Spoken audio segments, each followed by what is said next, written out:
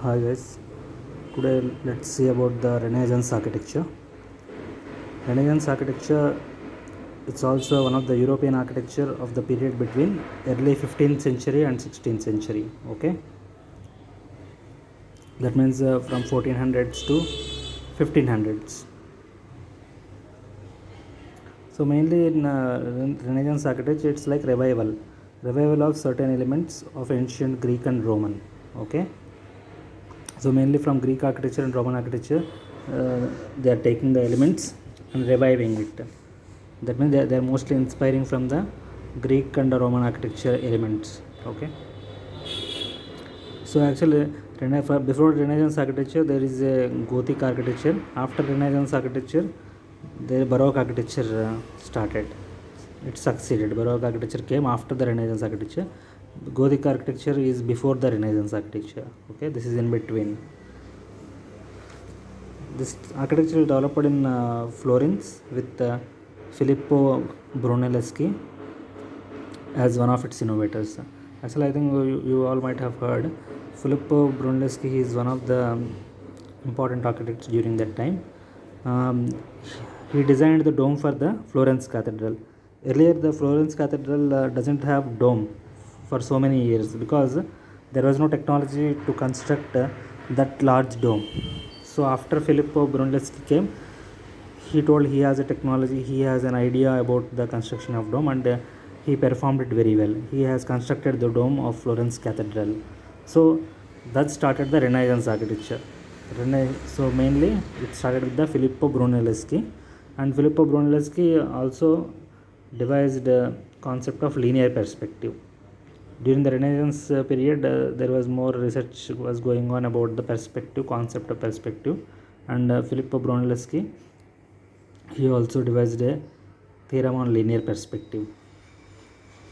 Normally, meaning of Renaissance means it's called rebirth. Nothing but rebirth means rebirth of the classical elements like columns, Doric column, Corinthian columns, and all these, or whatever the domes are there, or pediments are there, used in the rebirth of all these elements which were used in Greek and Roman, predominantly in Roman architecture. So it's called rebirth, and they are using now freshly in the Renaissance time during 1400s to 1500s. So if you see this is one of the, it's called masterpieces of Renaissance architecture. This was designed by Donato Bramante. This is all inspired by one of the Roman temples. Okay, circular Roman temple. So the name of this is Tempiato. You can remember this as Tempiato in Rome by Bramante, inspired by circular Roman temples. So mainly what are the characteristics of Renaissance style, let's say.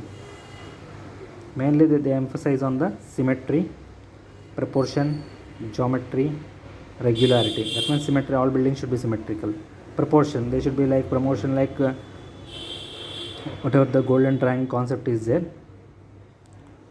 that as per the proportion it should be visual proportions, ratios, it should be golden ratio. According to the golden ratio proportions or enclosure concept, they all followed this. Okay, geometry, we have to follow. Geometry means regular figures like square, rectangle, circle. Regularity, it should be not irregular. So demonstrated in architecture by the of classical antiquity. That means the main Greek and Roman, in particular Roman architecture, they have got inspired. Orderly arrangements of columns, pilasters, lintels, as well as use of semicircular arches, hemispherical domes, niches, and ediculi. Okay, all these elements they have used here in Renaissance architecture. So if you see that stages of Renaissance architecture, early Renaissance, if you see, this is also called Quattrocento. In that one, early Renaissance, mainly we have seen about Brunelleschi. He is one of the ones started in Florence. So he is one of the main person in the early Renaissance. So here what happened is they have concepts of architectural order were explored and rules were formulated. Adoption of classical detail and ornamentation, and space was organized by proportionate logic, its form and rhythm, subject to geometry. Okay, so this is at Florence Dome, which was designed by the Brunelleschi. Okay, Basilica. This is called Basilica di San Lorenzo in Florence. Okay, normally will in general terms we'll call this as Florence Cathedral. So after the early Renaissance, after Quattrocento, there is a period called High Renaissance. This is from 1500 to 1525 AD. Concepts from classical antiquity, that means concepts from Greek and Roman architecture, were developed and used with greater confidence. So by this time, all the architects got the confidence in using the classical elements in various manner. The most representative architect is Donato Bramante. So this person is one of the popular architect during that time in the use of Renaissance architecture, expanded the applicability of classical architecture to contemporary buildings. So after the High Renaissance, there is one more period called Mannerism.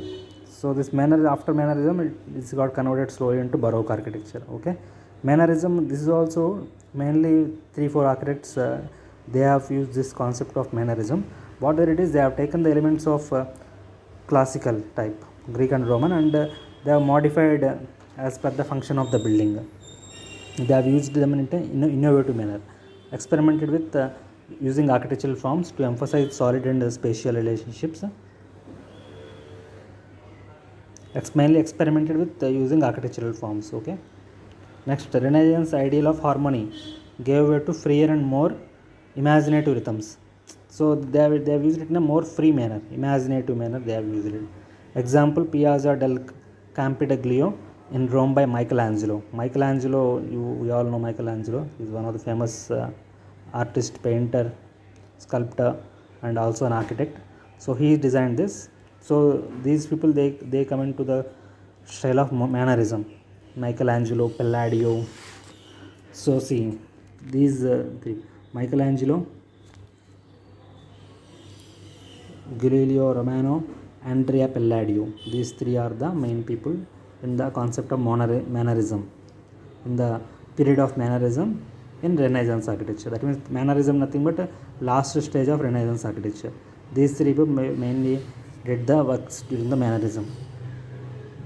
From Renaissance to Baroque, that means from after the Mannerism, Baroque style of architecture started. Renaissance building across Europe are diversified by region. Mannerism with widely diverging trends in the works of led to Baroque style, in which same architectural vocabulary was used for very different territory. Actually, if you see Baroque architecture also, the same, if you exterior, it is almost like Renaissance only. They have used the Renaissance elements only. So from the Mannerism, it slowly converted into Baroque period. So rise of architectural theory. In Renaissance period, not only practicality use of architectural elements, but also theory also developed, because printing started in the Renaissance time. That means between 1400s and 1500s. So some authors, they have written treatises on architecture also. So during Renaissance, architecture became not only a question of practice, but also a matter of theoretical discussions. Printing played a larger role in the dissemination of ideas. First printed book on architecture is De Re Edificatoria, okay, by Leonardo Battista Alberti. So this person has written the De Re Edificatoria. So this is a book written on architecture, how to use building materials, how to use the form, what is the function, and all those. Actually, and this is based on, we all know Vitruvius De Architectura, earlier we discussed it. So this book is also based on this De Architectura written by Vitruvius. Okay. So next one is Sebastian Serlio. He written a book called Regole Generale di Architectura. See, suppose if you remember it as De Architectura written by Vitruvius, and suppose if you consider it as revision, Regole. Revision is written by Sebastian. Okay. The revision of the architecture is written by Sebastian. Next, Andrea Palladio. Andrea Palladio is one of the famous architect. He published a book called Quattro Libri dell'Architettura. Okay. So quattro means, we all know quadrilateral means 4 sides. So as the name suggests, suppose if you say quattro in the questions, you can think that okay, quadrilateral, that means 4 books. He has written 4 series. It's a 4 series of books. Okay, so Quattro means Andrea Palladio, 4 books on architecture, widely printed and responsible for spreading the idea of Renaissance. It's one. Della Pittura. This is a one more book written by Leone Battista Alberti. Earlier we discussed De Re Edificatoria also by Leone Battista Alberti, and also his study on linear perspective also. Alberti is one of the important person. So coming to the elements and characteristics of Renaissance architecture. Plans, normally plans, they are in square, symmetrical appearance. Proportions are usually based on a module. But what there it is, suppose if you see a church, what there it is, they have taken aisle of church is there. Okay, central aisle is suppose. This is consider this as 6 meter. So they have designed it as modulus. Again, this will be 12 meters. Again, this will be 18 meters. Like that, they have taken one modular and continued. So within church, the module is often an aisle. So plan or square, symmetrical appearance. Proportions are usually based on a module. Facades are symmetrical around their vertical axis. Okay, see, suppose this is Villa Rotonda designed by Andrea Palladio. Suppose it's symmetrical in plan and both elevation also. This both sides are. Facades are symmetrical around the vertical axis. Church facades are generally surmounted by pediment. So you all know pediment, and organized by a system of pilasters. Pilasters are nothing but columns, arches, and entablature. Entablature is this one. See, this particular, whatever the pediment is a part of it, designed along with the cornices, this particular entablature. Okay, so example is Cathedral of Pienza, first true Roman facade, Renaissance facade. Okay, domestic buildings are often surrounded by a cornice. Cornice will be there in all these Renaissance architecture buildings. Columns and pilasters. Roman and Greek orders of columns are, see, all these whatever the columns we all know about in Greek and Roman architecture: Tuscan, Doric, Ionic, Corinthian, and composite. All these elements, columns, are used in the Renaissance architecture also. Columns, pilasters, entablatures as an integrated system they have used. Arches they are mainly used semicircular or segmental. They didn't use any point arch. Okay, mainly semicircular, segmental, used in arcades. That arcades, we all know series of arches is called an arcade. Vaults also they didn't use. Suppose if you see Gothic and all those rib vaults and all those will be there. Here, they don't have the vaults, don't have ribs. They are mainly semicircular, segmental, and also in square plan. Okay. Normally in Baroque period you can see rectangular also, but in square, here it is only in square plan, semicircular or segmented vaults. Barrel vaults are used mainly. Okay, barrel vaults, we all know barrel vault is nothing but normal vault in shape of barrel. So this is one is barrel vault.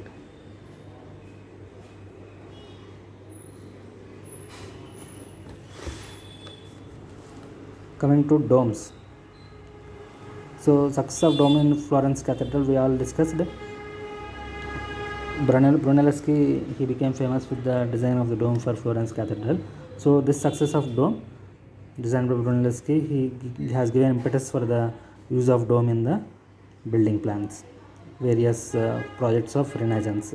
So Bramante's plan at St. Peter's Basilica, this is also consisting, this is that only, St. Peter's Basilica dome only. Palladio in Villa Rotonda, then in a house, this is nothing but a villa hai. In this one also, in this rotunda, he used rotunda. Rotunda is the name of dome. Okay, it's another name for dome. So in walls also they have used different elements. See, if you, I think sometimes whatever the in modern days also, if you want to design in some classical manner, we will use this kind of, along the corners we will use this kind of extra brick cladding. Okay, so these are called quillons. They have used this one, masonry blocks at the corner of a wall. Ashlar masonry they have used. Ashlar masonry is nothing but finely cut stone. It is called ashlar, finely cut stone. They have used that. And rustication. Rustication means what they will do is, suppose if a building is there, so you emphasize the base. Suppose a multi-storied building is there, this will be like normal soft facade, but in the base, that means in the ground floor, first floor, to emphasize that rusticness. Okay, what they will do is they'll cut the stone in some sort. At the corners it will be round, but it will be very hardened type of surface in the middle. That means you will clearly evident this these bricks and all those, that large bricks. So to make the mass, to make the ground and first floors look massive, they use this concept of rustication. Okay, masonry techniques used to give visible surface of a finished texture that contrasts with the smooth squared block masonry called ashlar. That means ashlar is very smooth fine cut masonry. It will be in the upper floors. To give the contrastness in the base floors, they have used this rustication. Okay, Palladio mainly used peristyle forms. He has taken peristyles from some Roman architecture and he used in his designs. Peristyle means, again, you will see many columns, series of columns along with a beam. Details. Studying and mastering details of ancient Romans was one of the important aspects of Renaissance architecture. Moldings around doors and windows, sculptured figures may be set in niches and placed in the plinths. Figures also, some sculptures also they have used. If you see the Renaissance architecture, you will be knowing in between. Suppose if you see here, suppose this is a plinth, on top of it here they have used a sculpture. Here also they have used sculpture on top of entablatures, like that. Early, so again these are popular figures we already discussed. Early Renaissance means Brunelleschi. It started with Brunelleschi Florence Cathedral Dome. Alberti we know, but Leone Battista Alberti, De Re ad Victoria he has written, and he has written about linear perspective also. No fixed mathematical see, actually in Gothic architecture, Gothic is before the Renaissance. In Gothic, no, there are no fixed mathematical proportions. Suppose if a pointed arch is there, it can be of any length. There are no fixed proportions, mathematical proportions in the Gothic, but in Renaissance they have followed the Roman and Greek mathematical proportions. So everything is fixed. That means golden ratio and all those are fixed as per the mathematical equations. High Renaissance. In High Renaissance, the main important figures are Bramante and Antonio di Sanghello, Leonardo da Vinci, we all know, Michelangelo, Raphael.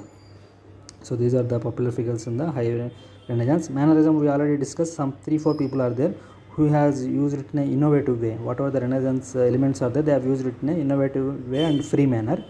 Widely diverging tendencies in the work of Michelangelo, Andrea Palladio. These two you remember. Rest of them Galileo, Romano, Baldassar, Peruzzi, Andrea. So most influential architect of the whole Renaissance is Andrea Palladio. Palladio looked to classical temples, okay, with simple peristyle form for inspiration.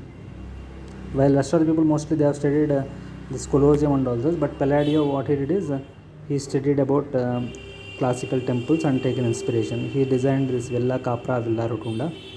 So that's the characteristics of Renaissance style, guys. Let's meet with another interesting topic.